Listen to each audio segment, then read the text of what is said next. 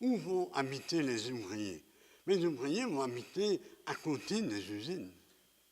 On commence à travailler à 7 heures du matin, on arrête à midi, il y a une pause d'1 heure, on reprend à 1 heure de l'après-midi, on travaille jusqu'à 6 heures le soir. S'il y a beaucoup de commandes, à 7 heures, la cloche ressonne, on repart à la manufacture, 7 heures du soir. Donc, la cloche rythme le travail des hommes et des femmes. Parce que les femmes travaillent dans beaucoup d'usines, au moins jusqu'au mariage. Une fois qu'elles sont mariées, on ne les accepte plus. Il y en a parfois qui reviennent à 45, 50 ans, quand la famille est faite. Quand la famille est faite, comme on disait. Donc il faut habiter à côté de l'usine. Parce que vous avez juste le temps, quand la cloche sonne, de vous réveiller, de manger activement, de partir. Parce qu'au 3e coup de cloche, on ferme la barrière de l'usine et les retardataires sont pénalisés avec une amende. L'amende pouvait atteindre 25 cents quand le salaire d'une journée dans une usine de textile pouvait être 60 ou 75 cents pour la journée. Je parle du 19e siècle. Après, évidemment, les choses vont changer. Et donc, ces quartiers ouvriers qui s'opposent au quartier des patrons, le vieux Nord, bourgeois anglais, s'opposent au plateau Marquette. Le plateau Marquette, c'est toutes des petites maisons ouvrières, à côté des usines. Après ça, il y a tellement d'ouvriers qu'il faut déborder. C'est la rue Alexandre, la rue Gillespie. Et puis, quand les usines commencent à abandonner la rivière, parce que l'électricité est arrivée et que l'énergie motrice est fournie maintenant par les centrales électriques, c'est toute la lisière ouest qui va se développer, toute cette lisière le long des voies du Canadien Pacifique. C'est les rues Gard, Courcelette, Kingston, c'est toute cette lisière industrielle et ouvrière qui part du Petit Canada à la Roque et qui va jusqu'à la dominante textile sur la rue Pacifique. Donc, l'industrialisation a transformé le paysage en ville industrielle, avec des zones d'usines, des zones de voies ferrées, des quartiers ouvriers, et là-dedans, une mentalité ouvrière, une culture ouvrière. Ceux qui ont connu Sherbrooke avant 1960 savent très bien ce qu'était Sherbrooke. C'était une ville ouvrière, une ville d'ouvriers et de patrons. Il y avait toute une élite anglaise, déjà canadienne française, avec des commerçants, avec des cadres, mais avec beaucoup d'ouvriers. Quand Sherbrooke a à peu près 25 000 habitants, il y a 5 000 personnes qui travaillent dans les manufactures. 25 000 habitants, ça veut dire qu'il y a beaucoup d'enfants. 25 000 habitants, ça veut dire qu'il y a à peu près 10 000 personnes actives. Et il y a à peu près 5 000 ouvriers, disons dans les années 20, 30, 40, 50. C'est énorme. La mentalité est ouvrière. Ce qui a changé à Sherbrooke, vous le savez tous, c'est que quand elle a commencé à perdre ses industries, il y a eu une solution de rechange qui n'avait pas été pensée parce que les usines allaient disparaître, qui avait été imaginée avant pour d'autres motifs. C'est l'université. Sherbrooke est une ville de 150 000 habitants parce que la perte de l'industrie a été compensée par un nouveau domaine de production. Certes, c'est ce qu'on a appelé l'économie de service, et ça devient, avec les décennies, l'économie du haut savoir, de la recherche. L'industrie attire la faculté de médecine, l'université attire des industries nouvelles, et la ville change. Elle devient non seulement une ville de service comme beaucoup de villes industrielles le sont devenues. Par exemple, Quaticook. Quaticook était une ville industrielle importante. Mais quand la Sylanise, quand la Penmans, quand la Belding Corticelli ont fermé, c'est devenu une ville, un marché, une ville de commerce, un marché pour les campagnes environnantes. Sherbrooke, c'est devenu une ville intellectuelle, une ville de haut savoir. Mais vous savez qu'il y a d'autres villes qui n'ont pas eu cette chance. À 30 km d'ici, Richemont, voilà ce qu'on appelait une ville ferroviaire. C'est une ville de chemin de fer. Le train venait de Montréal et de Vancouver. Il allait vers Québec et l'Atlantique. Et il y avait la branche, il venait vers Sherbrooke et Portland aux États-Unis. Richmond, c'était une ville de chemin de fer parce que c'était là que les locomotives et les équipes de travailleurs des chemins de fer faisaient leur halte. Le train allait de Montréal à Portland, mais le chauffeur de la locomotive et tous les employés faisaient Montréal-Richmond, Richmond-Montréal. Et d'autres faisaient Richmond-Island Point, juste de l'autre côté de la frontière, et d'autres équipes allaient à Portland. Donc c'était une ville qui était marquée par le chemin de fer. Farnham aussi. C'était des villes de chemin de fer.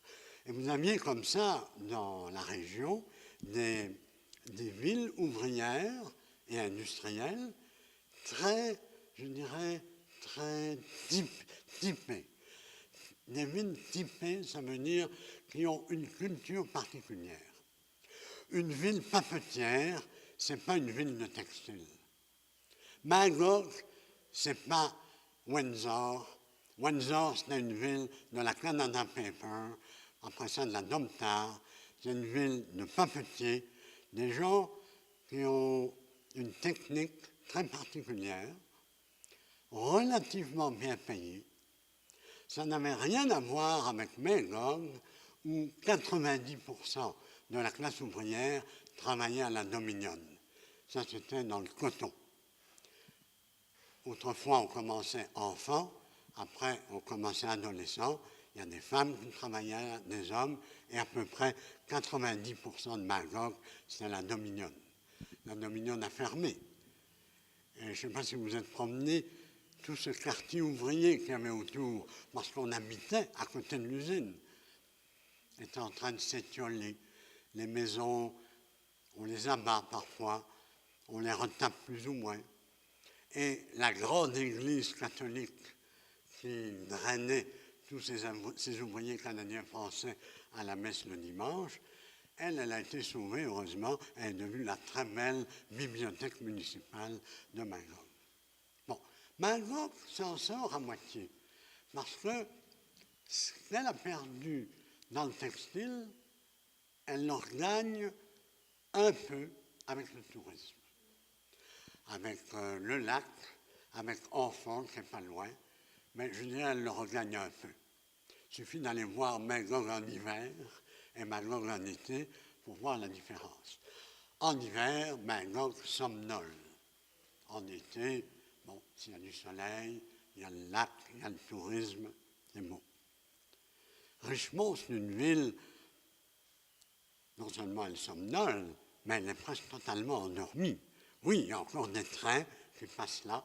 Il y a même encore quelques voies, une gare de triage. Les hôtels qu'il y avait en face de la gare n'existent plus. Et toute la culture ouvrière, à la fois irlandaise et canadienne-française, on ne la voit plus, on ne la sent plus. Oui, il y a encore des descendants d'Irlandais. À Richmond, on fait encore la Saint-Patrick.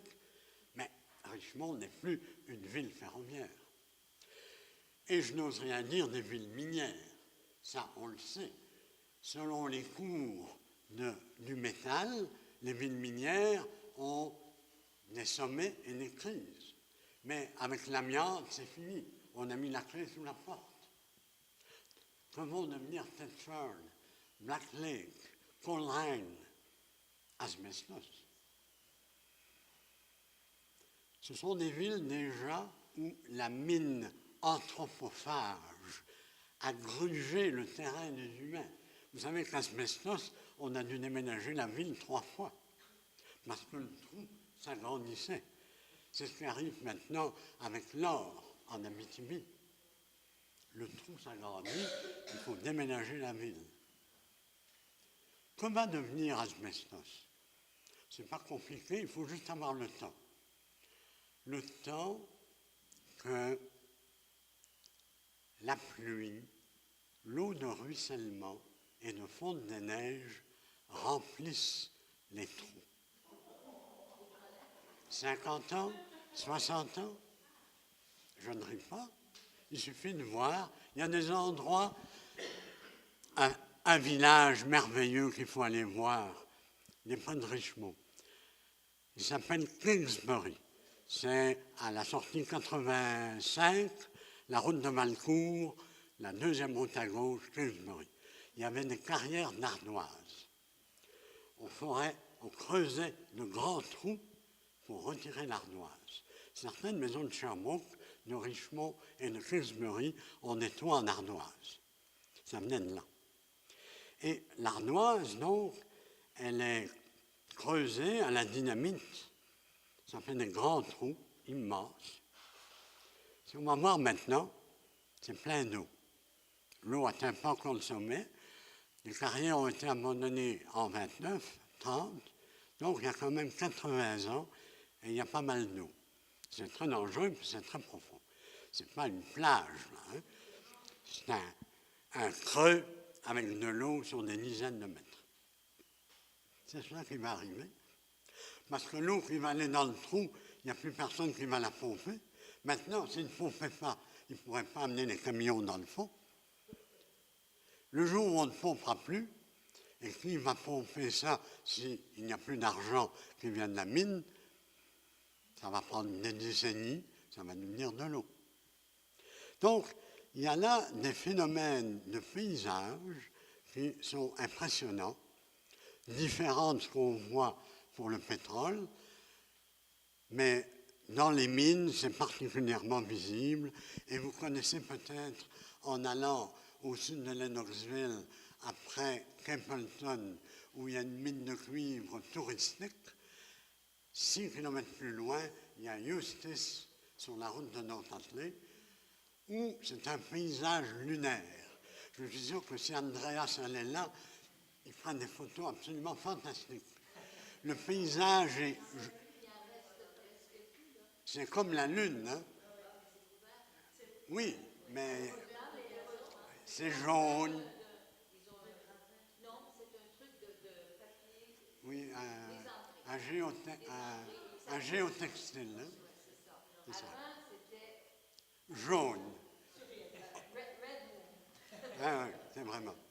Il y a encore des ruines et tout, en tout cas, c'est impressionnant.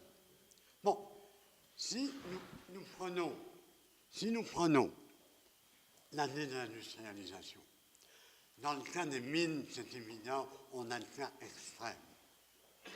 Ici, à Sherbrooke, ou dans d'autres villes comme Magog, ce qui est intéressant de voir, c'est ce qu'on a fait je dirais, du paysage industriel. Dans le cas de Sherbrooke, on a sauvé 2-3 usines qui sinon auraient disparu. La Peyton, comme vous connaissez sans doute tous, c'est une merveilleuse usine bâtie au XIXe siècle en pierre et surtout en briques.